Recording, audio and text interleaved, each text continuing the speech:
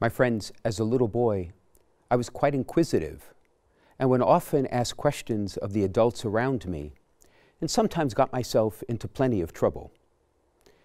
On those occasions, my mother would say to me the same thing.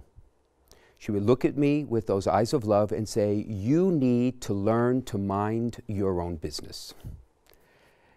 It's a lesson, my friends, that St. Peter himself needed to learn in the gospel. For as we hear, he was very much interested in that which the Lord said about St. John. What he forgot is what we often forget in our life of discipleship, that our business is not our neighbor's affairs, but it is our Father's work. You and I are called in our life of faith to be about our Father's business, to become witnesses of His charity, the truth, and the faith that we believe in Jesus, His Son.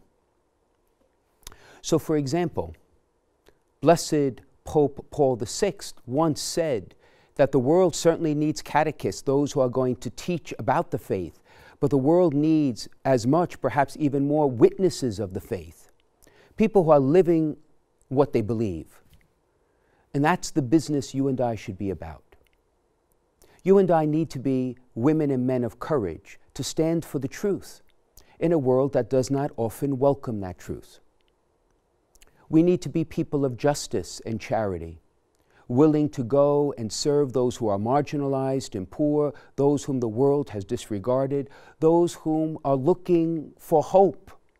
They can find that in our lives. You and I also need to be the vessels and instruments of the love that Christ brought into the world, not simply by the life He lived, but in His death and resurrection. You and I have been freed from sin and death in His merciful love, and we must be about our Father's business to free those who are enchained in any way, and to invite them to discover the same mercy that you and I have discovered in Jesus the Lord. My friends, the message of today's gospel is a simple one.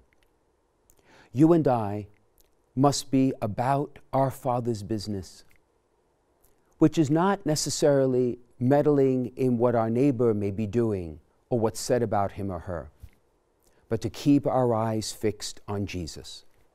And if we do that, and we do that courageously, we do that faithfully each day, then in the end, when we stand before the Lord, He will say to us, "Good and faithful servant, come inherit the kingdom that I have prepared for you from the beginning of the world."